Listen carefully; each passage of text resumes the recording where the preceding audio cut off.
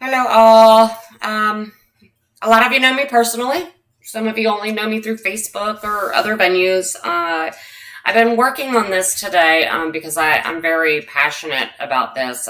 There's a lot of things going on in this world that actually scare me, and I'm sure I'm not the only one.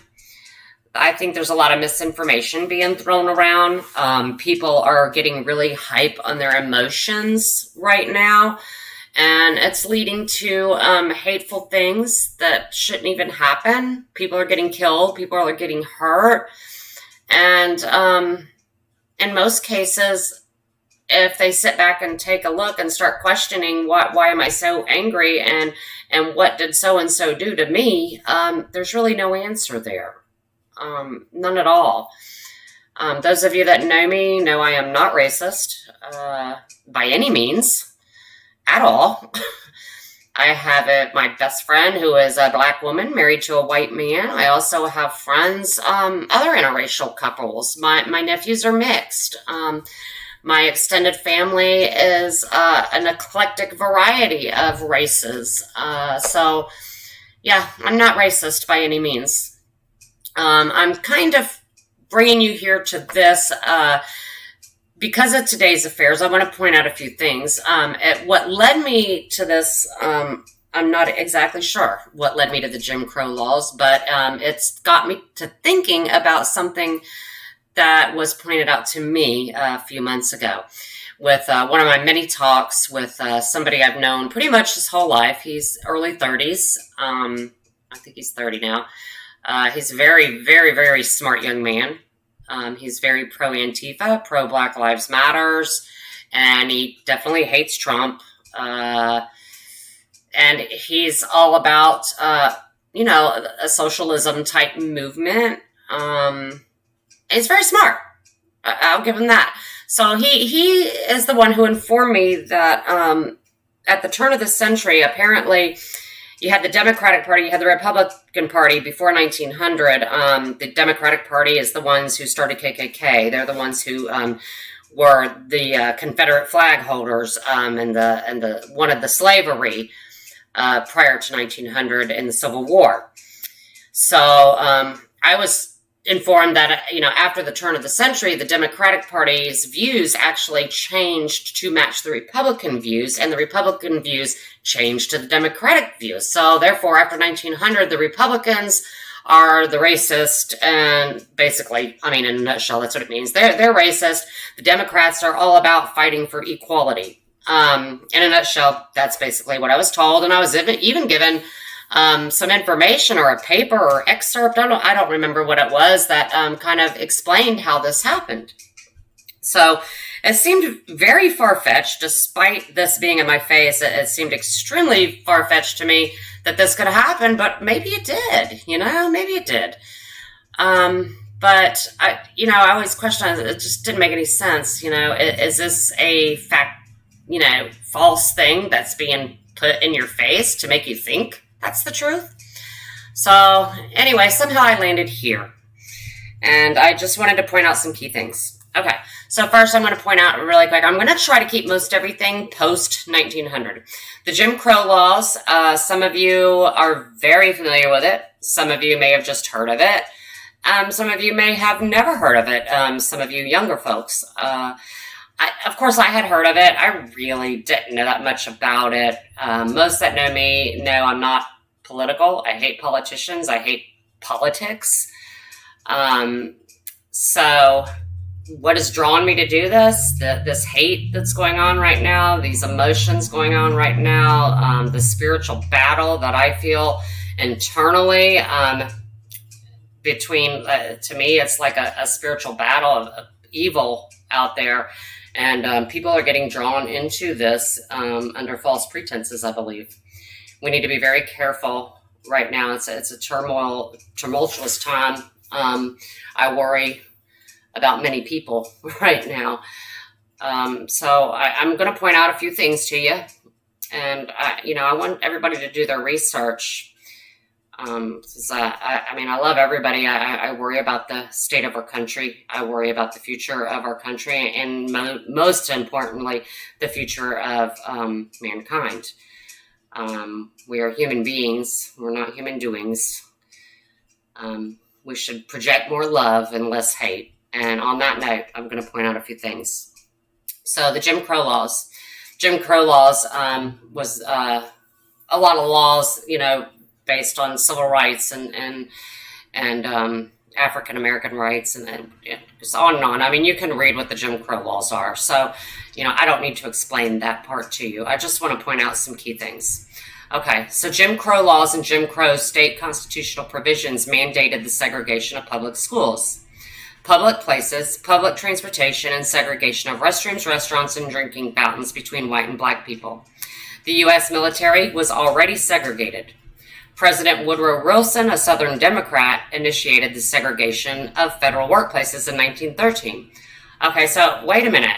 I thought they switched. I thought their views were different after 1900. This is a Democrat who initiated segregation in the workplace after the turn of the century, 1913. All right, so we'll move on. In 1954, segregation of public schools was declared unconstitutional by the U.S. Supreme Court under Chief Justice Earl Warren. I want to point out Chief Justice Earl Warren because we're going to hear more about him and some of these points that I make. Let's click on Chief Justice Earl Warren. Chief Justice Earl Warren. This tells all about him, but we're just going to go over here to a quick description here. And let's see. Oh, okay. Oh, wait. Political party, Republican. Huh. That's odd. This is after the turn of the century, and this is a Republican who's helping. When it comes to this, that just doesn't make any sense. He was, segregation of public schools. Anyway, Chief Justice Earl Warren, he was key in the Brown versus Board of Education. Some of you may be familiar with that. We'll probably look at that a little bit more later. Some of you may have never heard of it. If you have not heard of it, I strongly encourage you to look it up. Generally, the remaining Jim Crow laws were overruled by the Civil Rights Act of 64 and Voting Rights Act of 65. This is the Warren Court that continued to rule against these laws. So this Chief Justice Earl Warren, Republican, was very critical and overturning a lot of these Jim Crow laws. He was quite a man, I must say, after reading about him. So we're just going to go down origins of Jim Crow laws.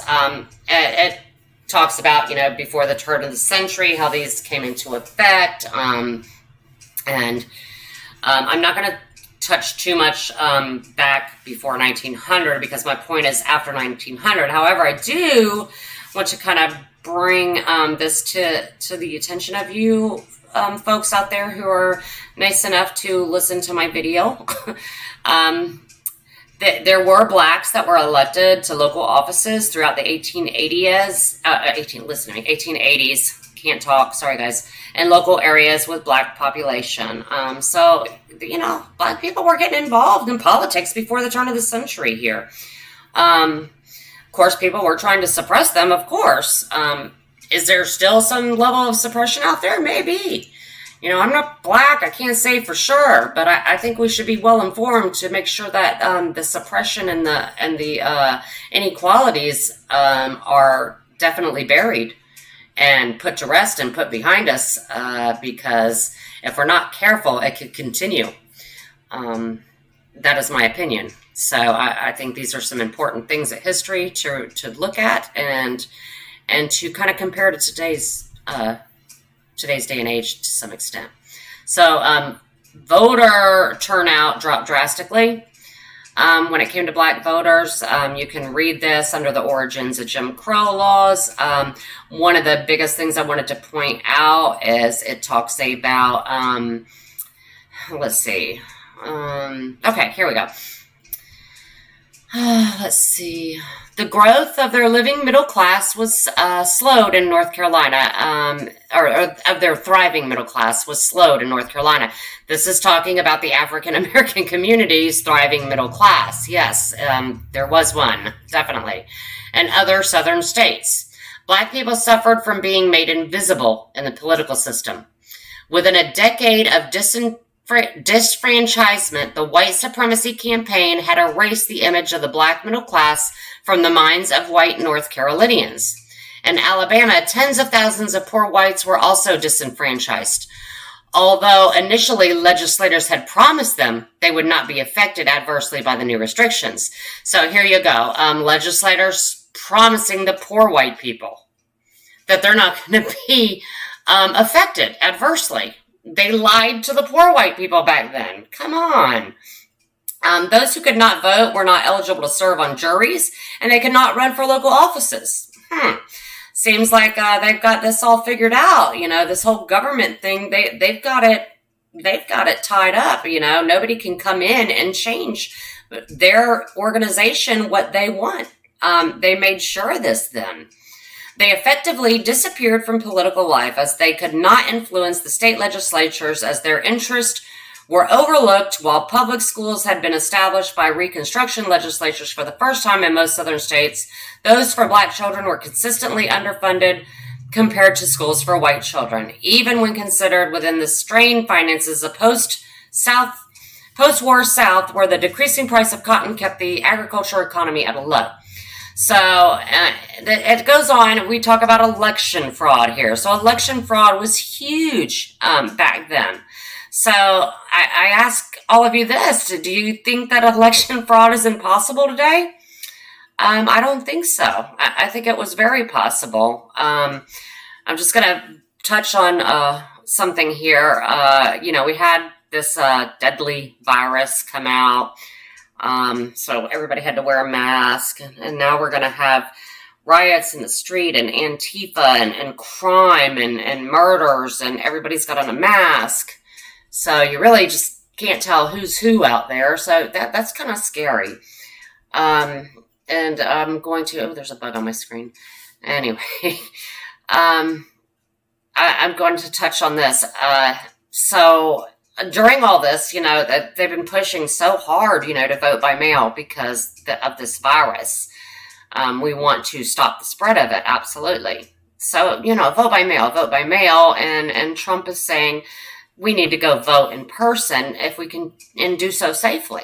And that was the agenda for quite some time now. We've been hearing this.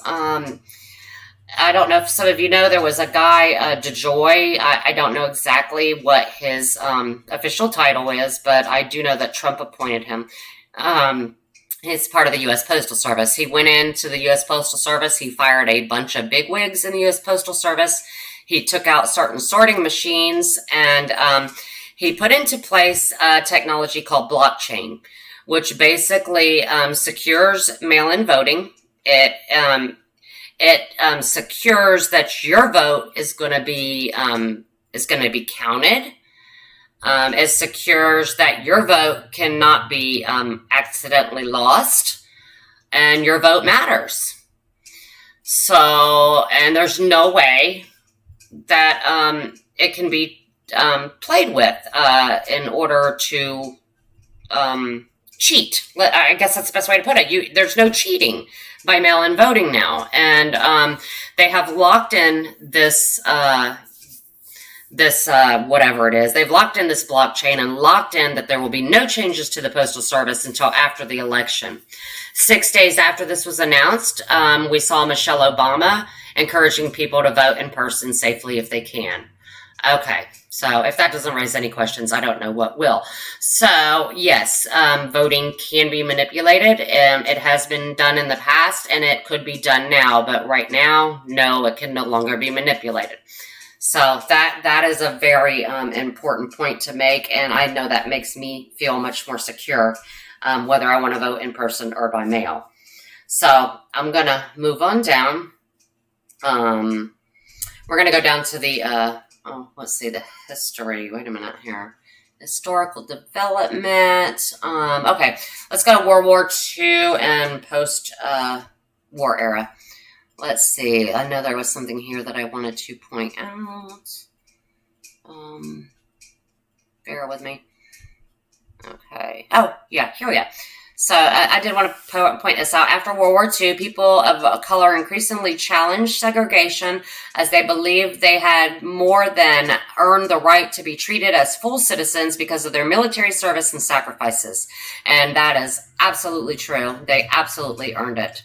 The civil rights movement was energized by a number of flashpoints, including the 1946 police beating and blinding of World War II veteran Isaac Woodard. What an awful, awful story. That was a horrible thing. He was a veteran.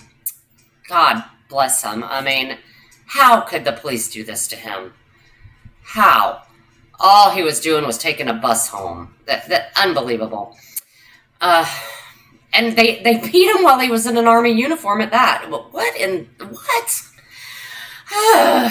Some things just baffles me. Anyway. So, in 1948, President Harry S. Truman issued Executive Order 9981, desegregating the armed services. President Harry Truman, you were a great man for this. I do want to point out, let's take a look here. President Truman, he was Democrat. So, a good Democrat man right there. Much kudos to you, Truman, for that executive order you did. Mind you, I'm not a history buff. I don't know a lot about politics. I've just always believed that there was a lot of control in politics to just make the world work just as they wanted to. And I still believe that holds true a lot to this day. But isn't that kind of a familiar, police beating a black man? In an army uniform, no less. This guy wasn't a criminal at all. So I can imagine that really told on people's emotions back then. Big time. Okay, so let's move on. Because I could get stuck on that. That was very, very sad story. All right, so, sorry, bear with me, guys. Because it's really, really hard on me. Okay. Historical development. Okay, origins. Here we go. I think I already pointed that out. So let's go on here. All right, so, okay, here we go. 1944, Associate Justice Frank Murphy introduced the word racism. So that wasn't even a word until 1944, and it wasn't even based on anything against African Americans and whites. It was actually a Japanese American issue that brought into the word racism into our vocabulary. I just wanted to point that out. Not really that big a deal here. So we're going to go into something caught my eye when I was looking at this. It was this landmark decision of Loving versus Virginia. So I was like, well, what is that? I don't remember ever hearing about this. So let's click on this a minute. So Loving versus Virginia was a landmark civil rights decision of the U.S. Supreme Court in which the court ruled that laws banning interracial marriage violate the equal protection and due process clauses of the 14th Amendment to the U.S. Constitution. The decision was followed by an increase in interracial marriages in the U.S. and is remembered annually on Loving Day. I'd never even heard of Loving Day. It has been the subject of several songs and 3 movies, including the 2016 film Loving. Beginning in 2013, it was cited as precedent in U.S. federal court decisions holding restrictions on same-sex marriage in the United States unconstitutional, including in the 2015 Supreme Court decision. Okay, well, anyway, I wanted to focus more on this Loving versus Virginia in 1967. This case involved Mildred Loving. She was a woman of color, and her white husband, Richard Loving, who in 1958 were sentenced to a year in prison. Are you kidding me? A year in prison because they got married. That's just baffling to me. I can't believe this. This is as early as 67? They got married in 58. Okay. Unbelievable. This couple went through absolute hell. They fought, and they prevailed. Oh, I have so much respect for these guys. I never even heard of them before. Unbelievable. So anyway, let's move on down. I want to point a couple things out here. This is them, by the way. Beautiful couple. They loved each other very much. Very, very, very inspiring story here. Anyway, so let's get down here. I want to, the proceedings here. So in 1964, frustrated by their inability to travel together, visit families, so far, on and on. They fought. They fought. Difficulties in Washington, Mildred Loving wrote in protest to Attorney General Robert F. Kennedy. Kennedy referred her to the American Civil Liberties Union. The ACLU assigned volunteer cooperating attorneys. Bernard S. Cohen, he was a Democrat. That much I do know for sure. He filed the notion on behalf of the Lovings in the court to vacate criminal judgment. So far, sorry. These guys really had a long fight. I'm going to just move on up further. And so then we had, it just kept going and going. They fought for so long. So it ended up in the Supreme Court. So here we go. Supreme Court. June 12, 1967, the Supreme Court issued a unanimous 9-0 decision that overturned the Lovings, Virginia criminal convictions and struck down miscegenation laws, I almost couldn't pronounce that forbade marriage between people of different races. The court's opinion was written, here we go again, here's that guy again, by Chief Justice Earl Warren, that Republican. I'm going to tell you what, this man did a lot for civil rights movements. Okay. So anyway, I just definitely wanted to point that out again. And I think I already pointed out Truman. And let's see, I think we can get out of here now. Bear with me. I'm trying to make this as quick as possible. This is probably my third try at this. I'm trying not to bore you guys to death. I just want people to really do the research. Don't take everything for face value. I took for face value that almost did. And I read something that kind of supported that the Democrats and Republicans completely switched views at the turn of the century, which I'm finding that's really not the case. That's what they want us to believe, though. Absolutely, they want us to believe that, because that'll win your vote. So anyway, Brown versus Board of Education. So I'm going to look at that a little bit. Brown versus Board of Education. Here we go. Let's look at that for a minute. I think there was some stuff in there that I found very interesting. Oh, no, that's too short. Let's see. What did I find interesting there? So, Brown versus... Let's lawyer. I'm sorry, bear with me. Oh, okay. Oh, this is what I wanted to point. Okay, so before the U.S. Supreme Court, again, under Chief Justice Earl Warren. That's what I wanted to point out there. I think most of us are familiar with the Brown versus Board of Education in Topeka. This basically, the Supreme Court found that legally mandated public school segregation was unconstitutional.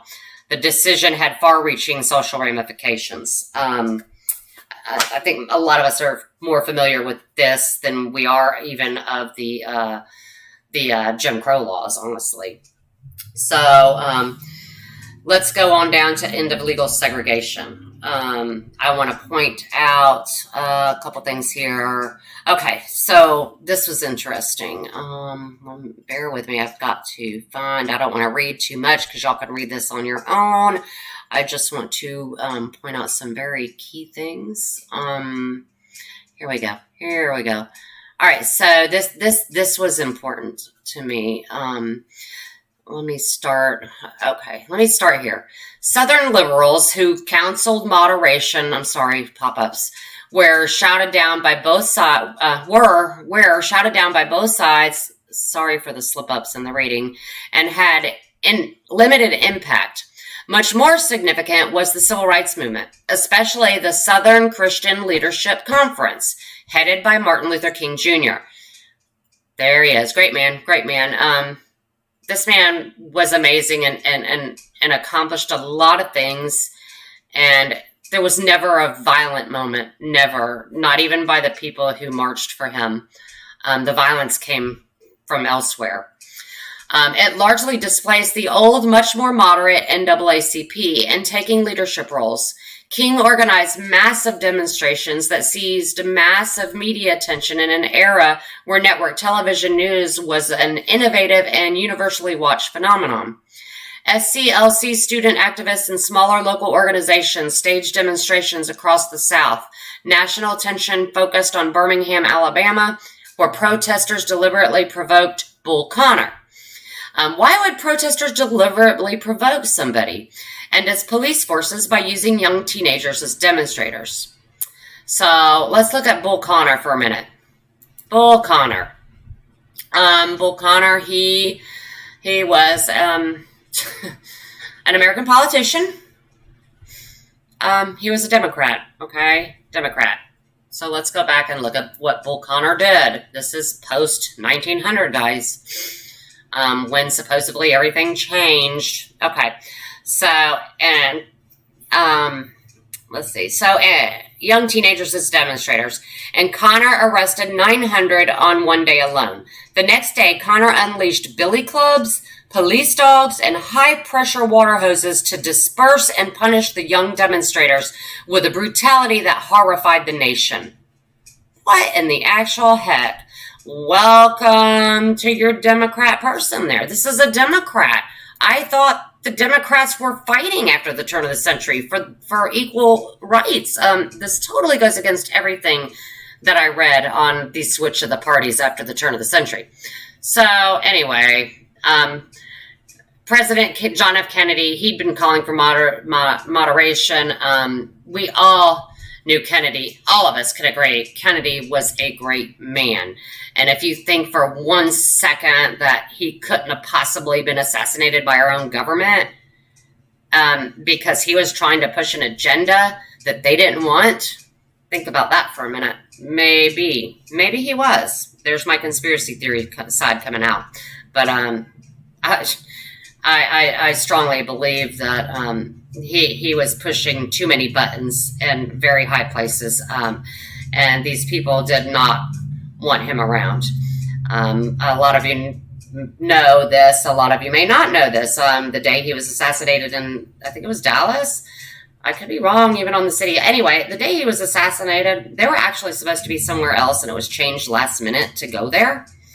Why is that, I wonder? So, these are things that I question. And I'm not the only one that's questioned. This has been questioned for many years. So, I do want to point out, too, in Alabama in June 1963, Governor George Wallace escalated the crisis by defying court orders to admit the first 2 black students into the University of Alabama. So, this Governor George Wallace, he did not let these black students come in. So, let's look at George Wallace. George Wallace, Democratic Party. Okay, what? Come on. So don't push the agenda on me that the Democrats are great, all about the greater good of everybody after 1900, because that is so not the case. In fact, I see it more in the Republican Party pushing to make things right.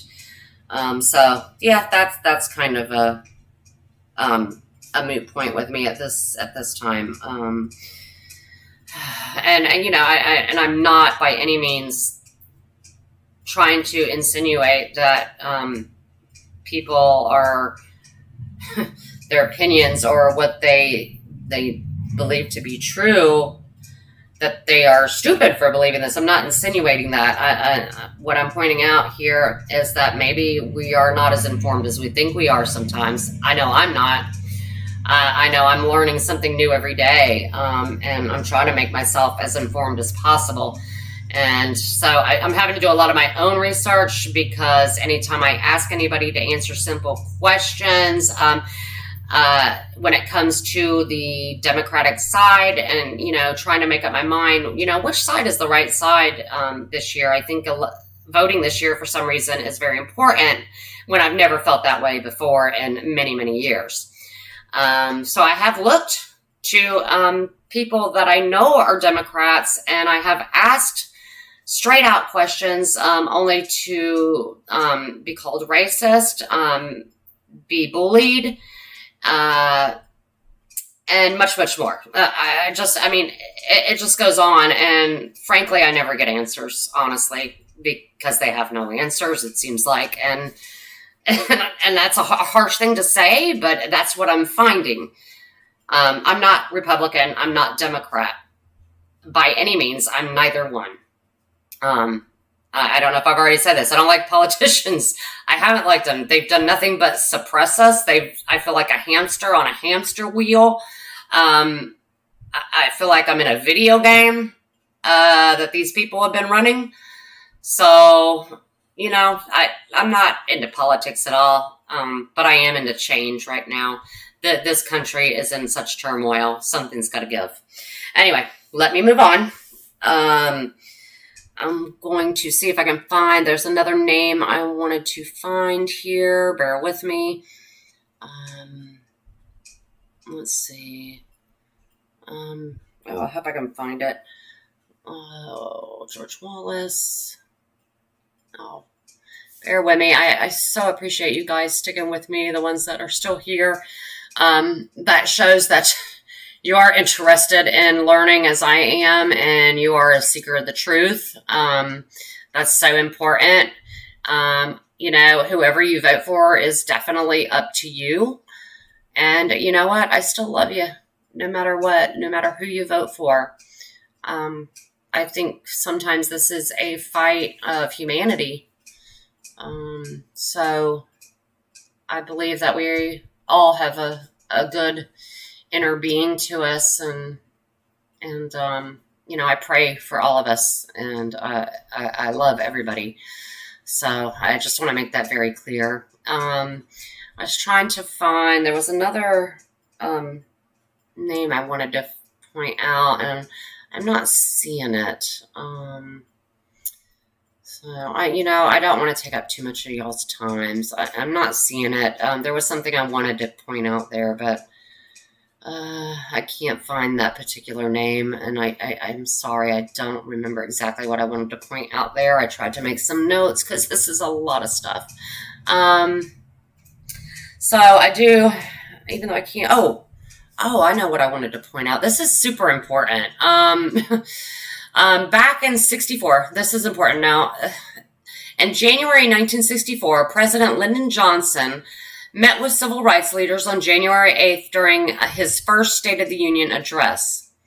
Johnson asked Congress to let this session of Congress be known as the session which did more for civil rights than the last 100 sessions combined. Pretty sure Lyndon Johnson was a Democrat. I give credit where credit is due. On June 21st, civil rights workers Michael Schwerner, Andrew Goodman, and James Chaney disappeared in Neshoba County, Mississippi, where they were volunteering in the registration of African American voters as part of the Freedom Summer Project. The disappearance of the three activists captured national attention, and the ensuing outrage was used by Johnson and civil rights activists to build a coalition of Northern and Western Democrats and Republicans to push Congress. They worked together here, Democrats and Republicans, and push Congress to pass the Civil Rights Act of 1964. So the reason I wanted to point this out is these men disappeared. They just disappeared.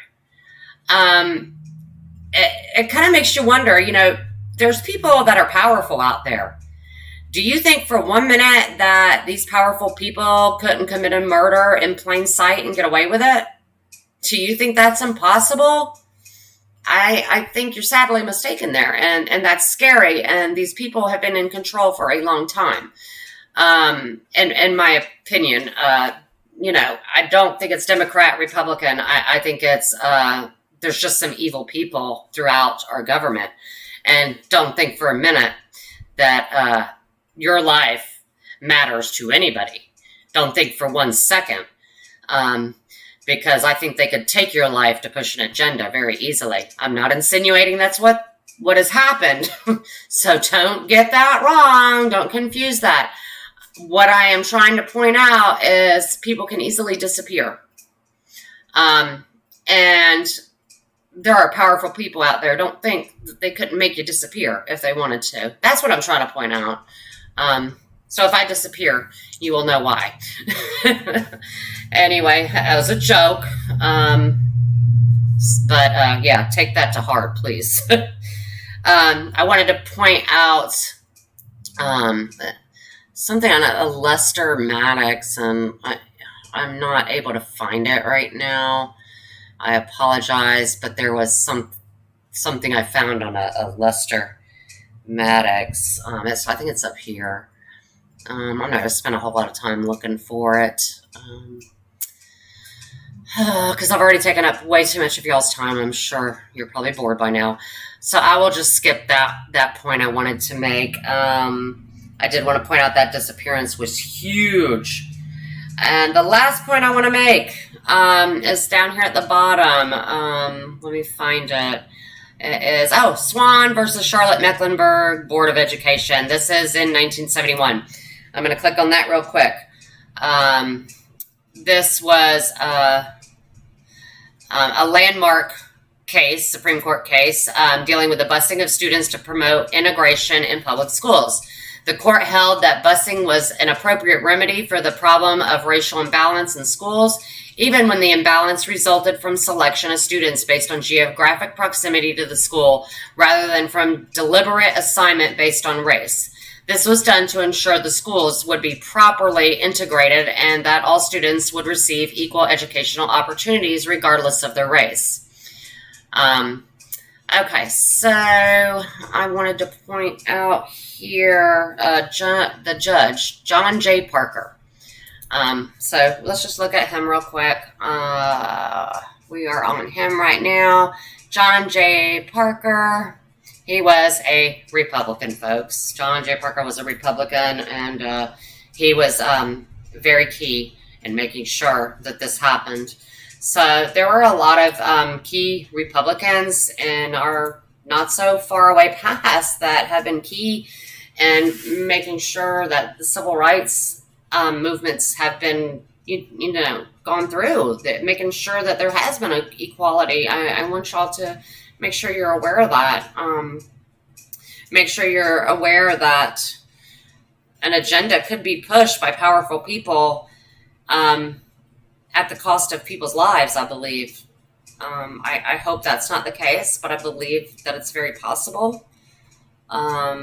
We need to be informed. We need to make sure we know what we're voting for. We know why we're voting. We need to look at accomplishments of who we think we want to vote for.